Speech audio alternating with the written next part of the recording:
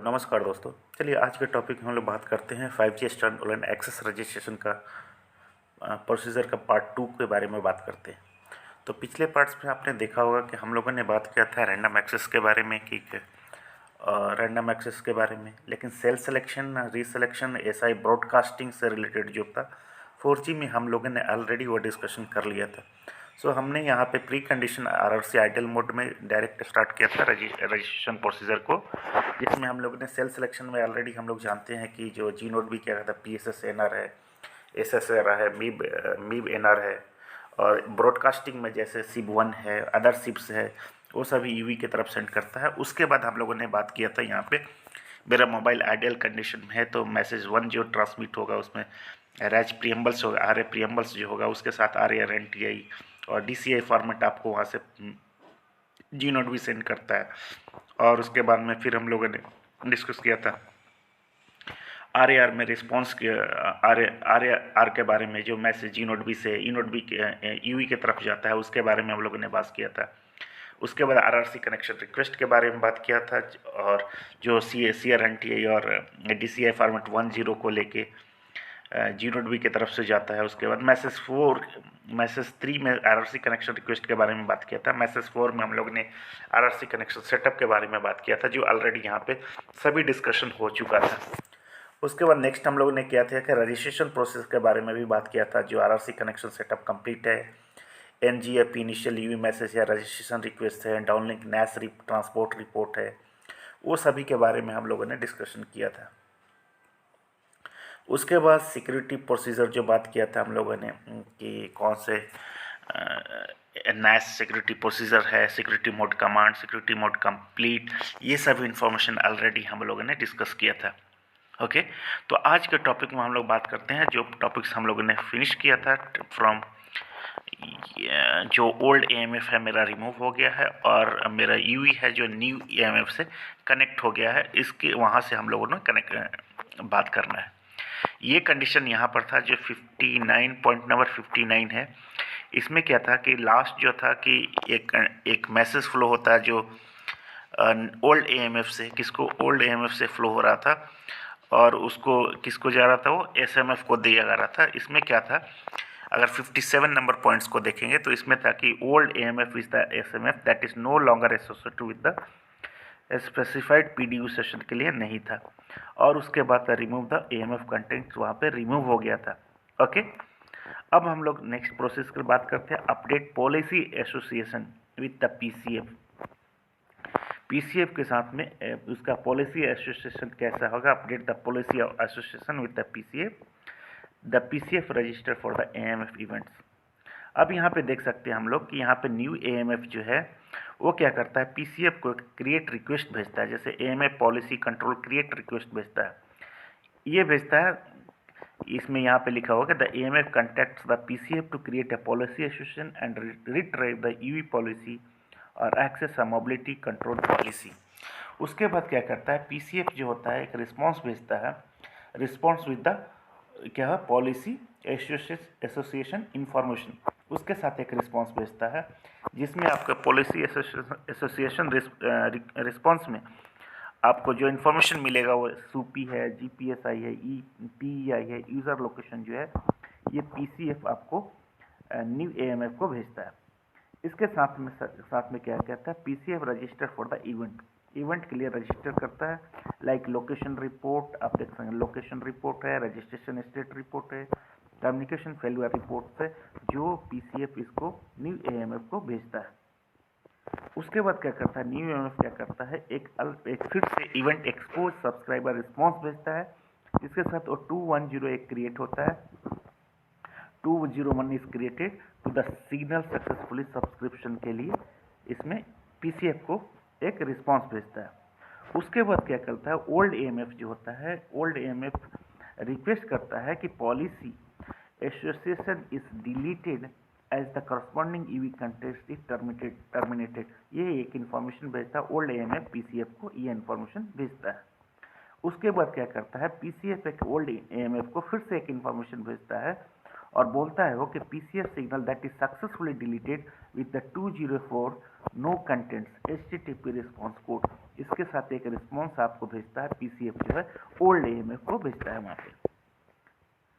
उसके बाद क्या करता है, फिर हम लोग क्या करते हैं कि set up the user plane function, UPF को आप सेटअप करते हैं।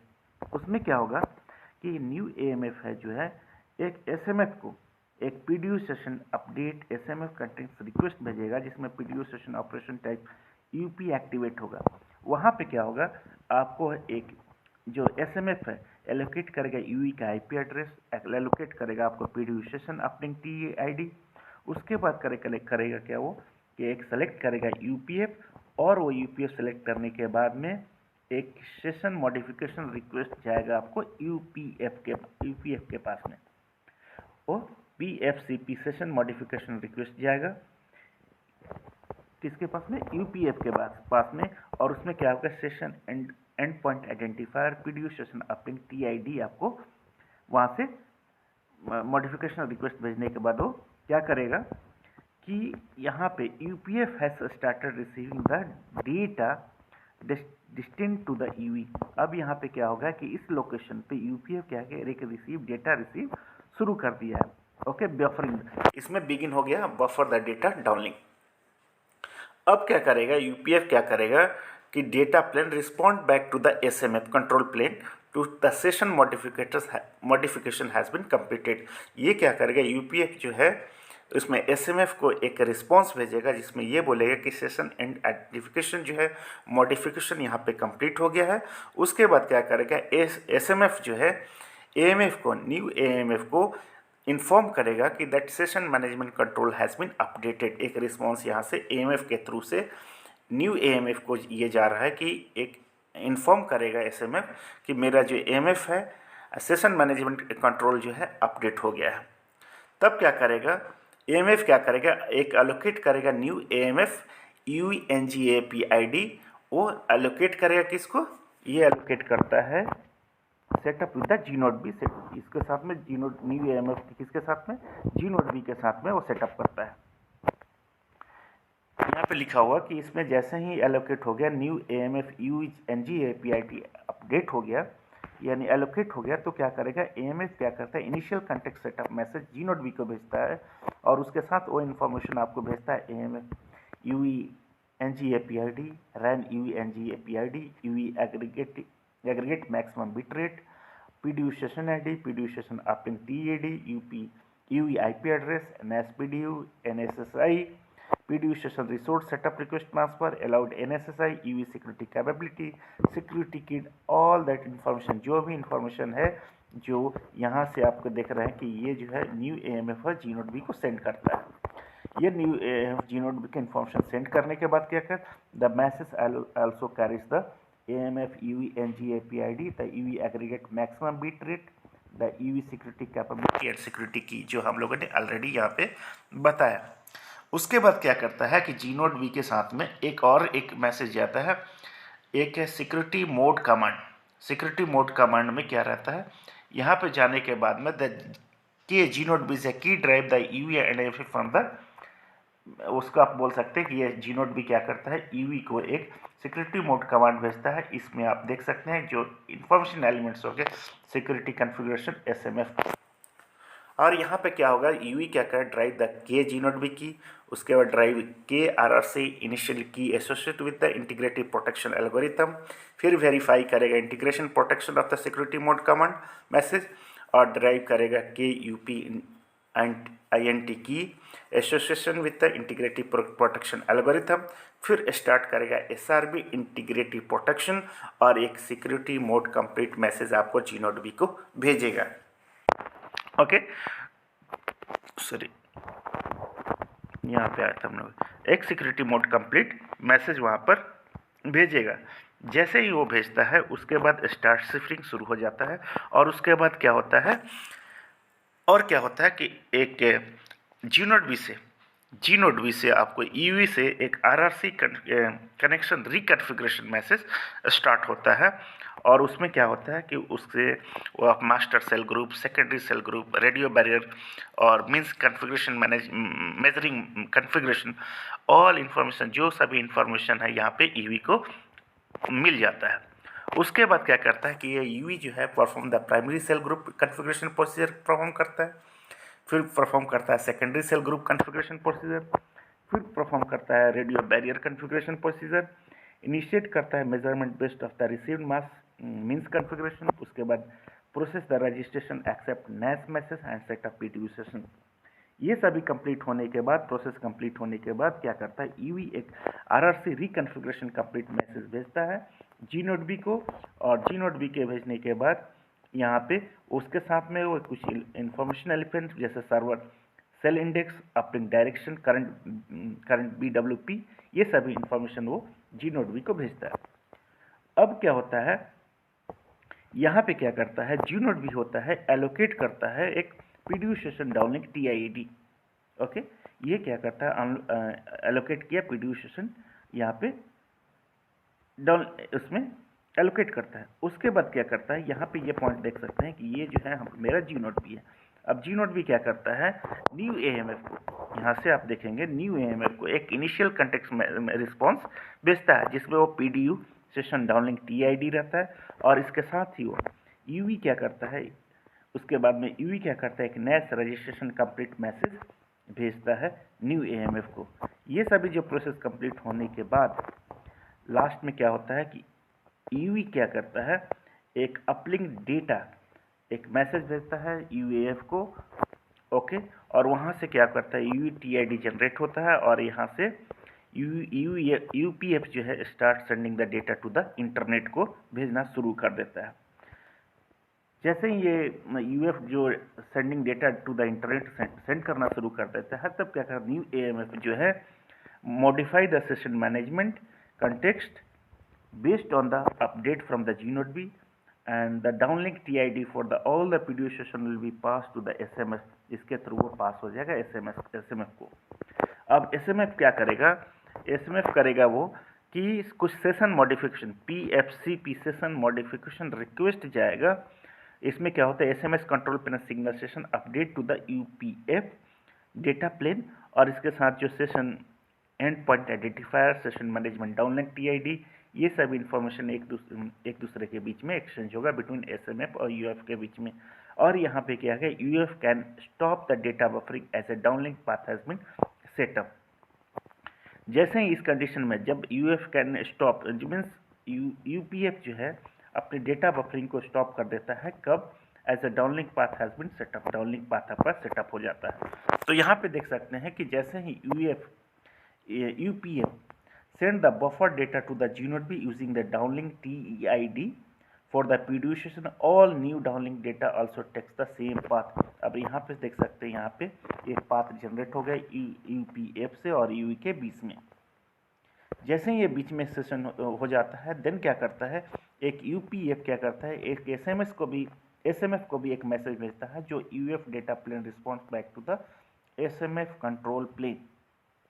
इसके साथ SMF भी क्या करता है, इस मैसेज को फॉरवर्ड करता है न्यू AMF को, और इसमें the SMF notified that AMF the session management context update is complete. यहाँ पे वो कंप्लीट हो गया, रिस्पॉन्स में यहाँ पे मिलता है। जैसे ही कंप्लीट होता है, उसके बाद आपका रजिस्ट्रेशन कंप्लीट हो जाता है। तो ये सारे इंफॉर्मेशन थे जो मैसेज पार्ट 2 में हम लोगों ने कवर किया। एक ओवरव्यू में हम बताते चले कि ओवरव्यू मेरा क्या था।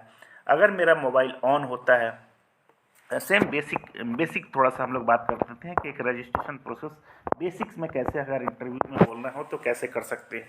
लेकिन आपसे क्या होता है, इंटरव्यू में आपसे इंटरनल आइस जो है, इंफॉर्मेशन एलिमेंट्स जो होते हैं उसके बारे में आपसे पूछा जाता है। तो इसलिए ये इंपॉर्टेंट हो जाता है कि हम लोग को ये पार्ट्स भी आपको कवर करने पड़ेंगे कि इसमें मैसेज 1 में क्या क्या फ्लो होता है, कौन से इंफॉर्मेशन एलिमेंट्स आते हैं, मैसेज 2 में क्या है, मैसेज 3 में है। लेकिन एक ओवरव्यू हम लोग यहाँ पे बताते चले लास्ट में कि हमने जैसे किया, जैसे मेरा मोबाइल ऑन होता है उसमें एक सेल सिलेक्शन क्राइटेरिया होती है। सेल सिलेक्शन के लिए से क्या होता है, उस समय क्या होता है, PSSNR, SSSNR, मीब है, सीप डिकोडिंग है, सीप डिकोड होगा, अदर पी सिप्स है जो रिसीव होगा उसमें सेल सिलेक्शन एंड सीप ब्रॉडकास्ट में, SI ब्रॉडकास्ट में, ये सभी इंफॉर्मेशन जी नोड बी से EV की तरफ में आपको मिलेगा। अब ये सभी प्रोसेस कंप्लीट होने के बाद हम लोगों का क्या होता है, रैंडम एक्सेस होता है। रैंडम एक्सेस में हम लोगों ने देखा कि 4 मैसेज फ्लो होते हैं, जिसमें होता है मैसेज 1 में है RA प्रीएम्बल्स, उसमें मैसेज 2 में आपको RA रिस्पॉन्स मिलेगा, RA रिस्पॉन्स मिलेगा। मैसेज 3 में RRC कनेक्शन सेटअप रिक्वेस्ट हो जाता है, और मैसेज 4 में जी नोड भी एक मैसेज कंप्लीट, मैसेज 4 में RRC कनेक्शन सेटअप मैसेज जी नोड भी आपको EV को भेजता है। उसके बाद क्या होता है, रजिस्ट्रेशन प्रोसेस स्टार्ट होता है। ओके, वो था रैंडम एक्सेस प्रोसेस। अब रजिस्ट्रेशन प्रोसेस में हम लोगों ने बात किया था कि मैसेज 5 हो जाता है, जिसमें RRC कनेक्शन सेटअप कंप्लीट हो जाता है, या रजिस्ट्रेशन रिक्वेस्ट बोल सकते हैं उसको। उसके बाद क्या होता है कि उसके बाद फिर होता है जी नोड भी AMF के बाद AMF से साथ कम्युनिकेशन शुरू हो जाता है, जैसे NGAP इनिशियल EV मैसेज जो होता है, जैसे वो फ्लो होता है जी नोड बी से AMF के बीच में। उसके बाद डाउनलिंक नेस ट्रांसपोर्ट होता है, उसके बाद डाउनलिंक इन्फॉर्मेशन ट्रांसफ़र होता है, EV इन्फॉर्मेशन ट्रांसफ़र होगा। फिर उसके बाद हम लोग बात करें अपलिंक नेस ट्रांसपोर्ट के बारे में। जैसे ही वो कंप्लीट होता है, then authentication and security transfer exchange एक दूसरे में शुरू हो जाता है। तो इसके बारे में भी हम लोगों ने बात किया कि नेस ऑथेंटिकेशन एंड सिक्योरिटी कैसे होता है। तो जैसे ही इसमें आपने देखा हो कि initial context setup request complete होता है, रजिस्ट्रेशन एक्सेप्ट हो जाता है, तब क्या होता है कि सिक्योरिटी प्रोसीजर हम लोग security mode command, security mode complete message हम लोग देखते हैं। ये सभी कंप्लीट होने के बाद पॉलिसी से रिलेटेड हम लोग कुछ एक्सचेंज इन्फॉर्मेशन एक्सचेंज होता है। वो एक्सचेंज पॉलिसी से एक्सचेंज होने के बाद NR/RRC रिकन्फिग्रेशन मैसेज एक दूसरे जी नोड बी और EV के बीच में और AMF के बीच में ये सभी इन्फॉर्मेशन ट्रांसमिट होता है एक दूसरे में, और लास्ट में हमें रजिस्ट्रेशन कंप्लीट होता है। तो ये सब प्रोसेस हम लोगों का 5G स्टैंडअलोन रजिस्ट्रेशन प्रोसीजर में। ओके, तो इसमें बहुत सारे क्वेश्चंस, अगर आप 4G में आप मेरे वीडियो को पिछले स्लाइड्स में आप जाके देखेंगे तो मेरे 4G के बारे में बहुत सारे डिटेल्स मैंने दिया है कि कौन से इंटरव्यू में कौन से इन्फॉर्मेशन एलिमेंट्स पूछे जाते हैं, तो और कैसे इंटरव्यू में आपको किस तरह से बताना है, उसके बारे में भी हम लोग ऑलरेडी हम लोगों ने डिस्कशन किया है। अगर अभी भी कन्फ्यूज़न है तो यहाँ पे आप बेसिक पॉइंट्स जो है आप इसको पार्ट वाइज पार्ट डिवाइड करके भी आप इसको अच्छी तरह से पढ़ सकते हैं। आप इसको पढ़ सकते हैं, फर्स्ट पार्ट आप डिवाइड कर लिए कि हमने उसको सेल सिलेक्शन प्रोसीजर को पढ़ना है, तो पहले सेल सिलेक्शन प्रोसीजर को अच्छी तरह से क्लियर कर लीजिए। सेकंड पार्ट आप रैच प्रोसीजर को कंप्लीट कर दिए। थर्ड पार्ट आप रजिस्ट्रेशन को कंप्लीट कीजिए। फोर्थ पार्ट ऑथेंटिकेशन और सिक्योरिटी को कंप्लीट कीजिए। और फिफ्थ जो है EV कैपेबिलिटी और सिक्योरिटी प्रोसीजर जो है, पॉलिसी एक्सचेंज रिलेटेड आप कुछ पढ़ सकते हैं। और लास्ट में RRC रिकन्फिग्रेशन से रिलेटेड कुछ इन्फॉर्मेशन आप गैदर कर सकते हैं, और उसको पार्ट बाय पार्ट डिवाइड करके भी आप स्टैंडअलोन एक्सेस रजिस्ट्रेशन प्रोसीजर को अच्छी तरह से याद कर सकते हैं।